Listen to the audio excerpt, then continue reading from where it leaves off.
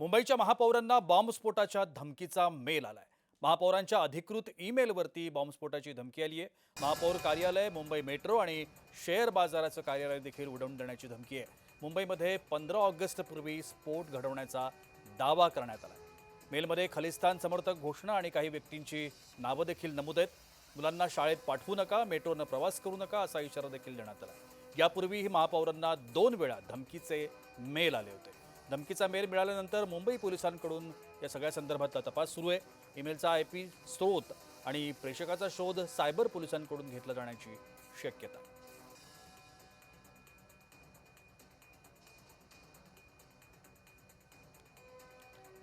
आपण या सगळ्या संदर्भात अधिक माहिती घेण्याचा प्रयत्न करूया। आमचे मुंबईचे प्रतिनिधी शुभम उमाळे आता माझ्यासोबत आहेत। शुभम, पुन्हा एकदा हा धमकीचा मेल महापौरांसाठी आणि 15 ऑगस्ट पूर्वी हा एक मोठा दहशतवादी हल्ला मुंबईवर होण्याची शक्यता यामुळे वर्तवली जाते, त्याची चर्चा सुरू आहे। काय अधिकची माहिती आहे?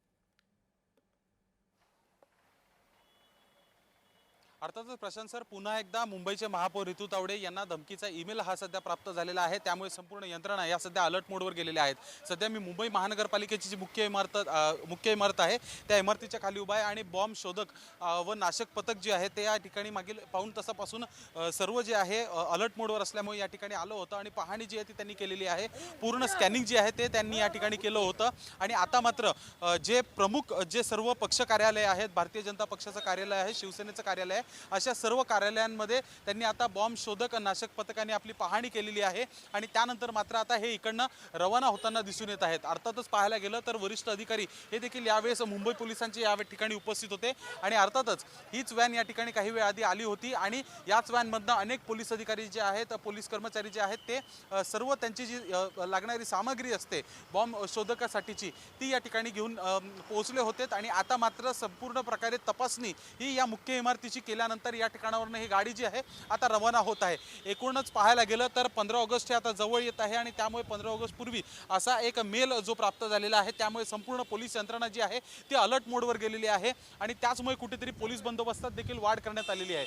अगदीच समजा माझ्या बाजूला बघायला गेलं तर इथे एक मुंबई पोलिसांची व्हॅन देखील पोहोचलेली आहे आणि याच्यामुळे कुठेतरी पोलीस बंदोबस्तात वाढ हा मुंबई महानगरपालिकेच्या मुख्य इमारतीच्या समोर जो आहे तो करण्यात आलेला आहे। एकूणच समजा पाहायला गेलं तर समोरच छत्रपती शिवाजी महाराज टर्मिनस स्टेशन देखील आहे आणि त्याच्याच लगत असलेलं BMC मुख्य मुंबई महानगरपालिकेचं कार्यालय आहे। अर्थातच या ठिकाणी मेल प्राप्त झाल्यानंतर संपूर्ण पोलीस यंत्रणा ही सध्या अलर्ट मोडवर गेलेली आहे आणि आता मात्र त्यानंतर या ठिकाणी बॉम्ब स्क्वॉड जी आहे, बॉम्ब शोधक नाशक पथक हे या ठिकाणी आलं होतं। अर्थातच मी मुख्य प्रवेशद्वार जे आहे या इमारतीचं त्या ठिकाणी येत आहे।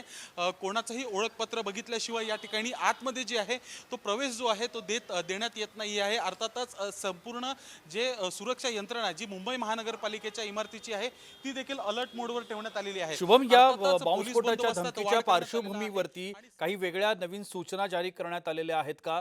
मुंबई महापालिकेचं जे कार्यालय आहे ते कार्यालय समोर असणारं CSMT हे जे रेल्वे स्थानक आहे त्या सगळ्या संदर्भात पोलीस बंदोबस्तामध्ये कशा पद्धतीनं वाढ झाल्याचे आपल्याला पाहायला मिळते आणि कोणत्या विशेष सूचना पोलीस विभागाच्या माध्यमातून काही देण्यात आल्यात का? अर्थातच संपूर्ण यंत्रणा ही अलर्ट मोडवर गेल्यानंतर सतर्कता ही ठेवण्यात आलेली आहे। सायबर पोलीस जो आहे ते देखील हा मेल कुठून आलेला आहे, कोणी केलेला आहे, कोणत्या कारणास्तव केलेला आहे याचा शोध जो आहे तो आता घेण्यात येत आहे।